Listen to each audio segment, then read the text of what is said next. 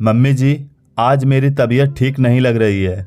जी भी मिचला रहा है और कुछ खाने का मन भी नहीं कर रहा है। खट्टी डकारें भी आ रही है। आज मैं खाना नहीं बना पाऊंगी। हम बाहर से ऑर्डर कर लेते हैं।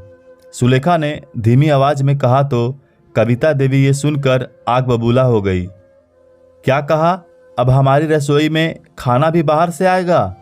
चौगुने दाम देकर मैं इतने लोगों के लिए खाना बाहर से मंगवाऊंगी? पैसे क्या पेड़ पर उगते हैं?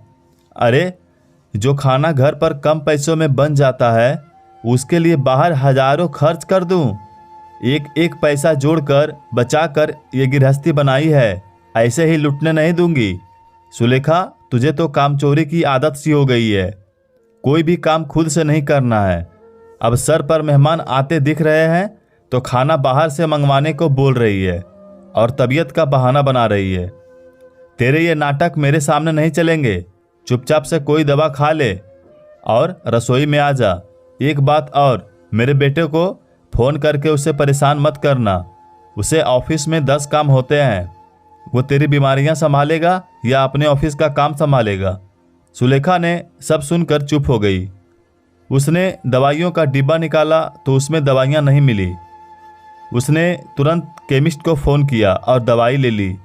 शाम को कविता देवी के दोनों भाई और भाभी आए थे। खाने में 4 सब्जियां, खीर, सलाद और पापड़ सब रखना था। रोटियां भी 2 तरह की बनानी थी। सासू माँ तो आदेश देकर टीवी देखने में लग गई। सुलेखा ने जैसे तैसे खाना बनाया। दवाई से भी तुरंत कहाँ आराम मिलता है। आजकल सुलेखा की तबीयत ठीक नहीं रहती है। पेट में बहुत ज़्यादा एसिडिटी रहने लगी है, जिसकी वजह से वो बेचैन सी हो जाती है। सुबह से घर के सदस्यों की इच्छा पूरी करते करते वे अपने खान पान पर ध्यान नहीं दे पाती है। भूखे पेट ही चाय पर चाय पीती रहती है। घर में सबको चाय की बुरी लत लगी हुई है। ससुर जी, देवर, ननद, पति को हर थोड़ी देर में चाय चाहिए। कुछ भी नाश्ता बनाओ तो चाय चाहिए। सुबह उठने से लेकर नाश्ता बनने तक 3 बार चाय बन जाती है। कभी कोई चाय की हाँ भर लेता है और पीता नहीं है तो वो भी बसी चाय सुलेखा को पीनी पड़ती है।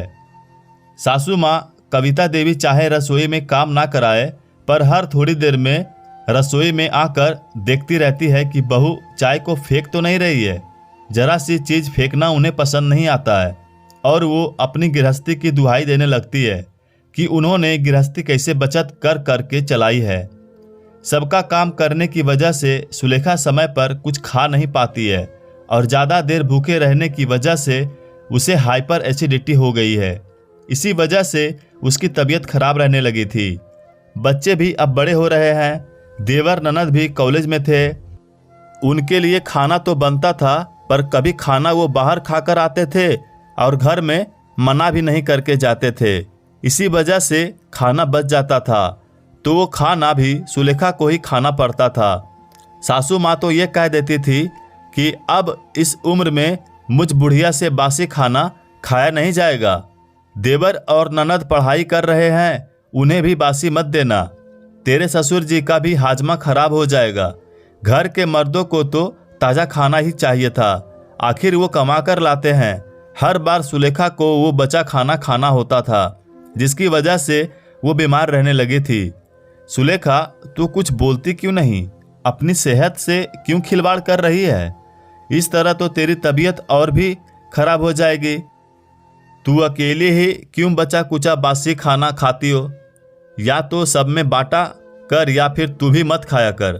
उसकी सहेली सीमा उसे रोज समझाती थी। सुलेखा शुरू से ससुराल में डर कर रह रही थी, इसलिए वो ज़्यादा कुछ बोल नहीं पाती थी। एक दिन सुलेखा की तबीयत ज़्यादा खराब हो गई। पेट में एसिडिटी और दर्द हो गया। सुलेखा से सहन नहीं हो रहा था। वो अपनी सहेली सीमा के साथ डॉक्टर के पास गई। डॉक्टर ने भी उसे यही समझाया कि आपका पेट डस्टबिन नहीं है, कुछ भी बचा उसमें डाल लेती हो। आपको भी ताज़ा और पौष्टिक खाना खाना चाहिए, उससे गैस नहीं बनती है। फ्रिज में रखा हुआ ज़्यादा दिनों का खाना भी नहीं खाया करो। सही समय पर नाश्ता लो, धूप भी खाया करो, उससे हड्डियां भी मजबूत होगी। सुलेखा बोली, सुबह सुबह भागा दौड़ी सी रहती है और समय पर नाश्ता खाना ससुराल में तो नहीं हो पाएगा। तभी सीमा ने समझाया, सुलेखा अब तुम्हें इसी ससुराल में रहना है, थोड़े नियम अपने लिए भी बना लो, सेहत बनी रहेगी, काम से ज़्यादा सेहत जरूरी है। सुलेखा को अब समझ में आया कि वो अपनी सेहत से कितना खिलवाड़ कर रही है। उसने मन में एक प्रण लिया। दूसरे दिन सुबह सबके लिए चाय बनाई। आदत के अनुसार सासू माँ ने चाय बनवा तो ली, फिर पूजा में लग गई। सुलेखा, वो ठंडी चाय तुम पी लेना, मुझे समय लगेगा, उसे फेंकना नहीं। तुम्हें क्या पता, चाय दूध पत्ती बहुत महंगी आती है, हमेशा की तरह ताना दिया। सुलेखा ने बची चाय गर्म थर्मस में डाल दी और जब सासू माँ पूजा से उठी तो उसने वही चाय सासू माँ को दे दी। ये चाय तुमने नहीं पी? मैंने चाय पीनी छोड़ दी है, मुझे डॉक्टर ने मना किया है और इतनी महंगी चाय फालतू नहीं जाए इसीलिए थर्मस में भर दिया है। अच्छा, तो चाय बनाने में भी अब जोर आने लगा है? तेरी तो कामचोरी बढ़ती जा रही है। सुलेखा ने कविता देवी की बातें सुन ली, फिर तसल्ली से कहा, मैंने नींबू पानी पी लिया है और अब मैं बची ठंडी चाय और खाना अपने पेट में नहीं डालूंगी। सासू माँ की बोलती बंद हो गई, उन्हें वही चाय पीनी पड़ी। अब वो हिसाब से चाय बनवाने लगी और अगर चाय बच जाती तो सुलेखा उसे थर्मस में ही डाल देती थी। अगले दिन सुबह को दाल बनाई और वो बच गई। आदतन देवर और ननद लंच बाहर करके आ गए। सुलेखा ने शाम को उसी दाल के सबके लिए पराठे बना दिए। जो सामान अगर सुबह बचता तो वो शाम को काम में लेने लगी थी और अगर रात को बचता तो वो बची हुई चीज़ों से कुछ ऐसा बना देती थी जिससे वो सब खा सके। सुलेखा, ये सब्जी तो कम पड़ेगी, थोड़ा ज़्यादा बना लो, बचेगी तो काम आ जाएगी। तुझे तो अच्छे से सब्जी बनाने भी जोर आने लगा है। कामचोरी की तो हद हो गई, पुरानी सब्जी भी सबको खिला देती हो। सासू माँ ने कहा, नहीं मम्मी जी, मैं खाने से थोड़ा कम ही बनाऊंगी। सुबह की सब्जी बची है, उसमें अच्छे से तड़का लगा दूंगी, उसे आज ही खत्म कर देंगे, ज़्यादा फ्रिज में नहीं रखनी पड़ेगी। ज़्यादा पुरानी सब्जी मेरे साथ हम सबकी सेहत को नुकसान पहुंचाएगी। कविता देवी चुप हो गई। शाम को सुलेखा ने सुबह की सब्जी में अच्छे वाला तड़का लगा दिया। अब सुलेखा ने अपने आप को मजबूत कर लिया और वो कविता देवी के सामने बोलने भी लगी थी।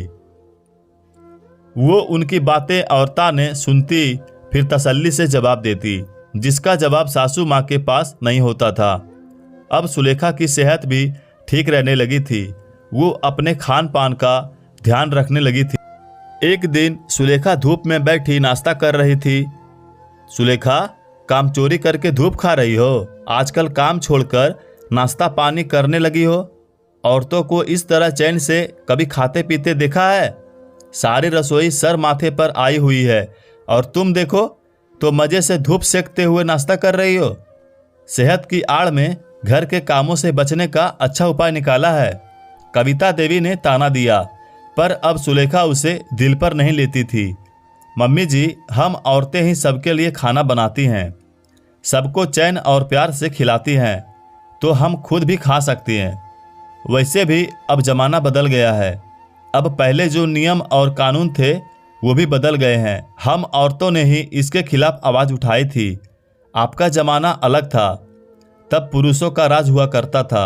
अब पापा जी और उन्होंने भी ये बात समझ ली है कि दिन भर घर में खटने वाली औरतों को भी ताज़ा और पौष्टिक खाना तसल्ली से खाने का हक है। तो आप भी समझ जाइए, सुबह की इस धूप में विटामिन डी मिलता है। आप भी धूप में कुछ देर बैठा कीजिए। ये काम चोरी नहीं है, ये तो सेहत की चोरी है। कुछ पल अच्छी सेहत के लिए हमें ही चुरा कर रखने होंगे। काम आधा घंटा देरी से भी हो जाएगा। सेहत से बढ़कर घर का काम थोड़ी है। और सुलेखा मुस्कुराकर नाश्ता करने लगी। कविता देवी कुछ ना बोल सकी, क्योंकि सुलेखा सबको नाश्ता करवाने के बाद ही तसल्ली से धूप खा रही थी। सुलेखा ने अपनी सोच बदली और अपनी दैनिक दिनचर्या और खान पान को बदल दिया। घर के कामों के कुछ समय अपने लिए चुराकर उसने अपनी सेहत बना ली। कविता देवी अब ज़्यादातर शांत रहती थी, क्योंकि सुलेखा अब काम भी करती थी पर साथ ही अपनी सेहत का भी ध्यान रखती थी और कोई चीज़ फालतू नहीं जाने देती थी। पाठकों, घर संभालना, घर के सदस्यों की हर ज़रूरत का ध्यान रखना हर गृहिणी की जिम्मेदारी होती है, पर एक जिम्मेदारी उसकी अपने प्रति भी बनती है जो वो भूल ही जाती हैं।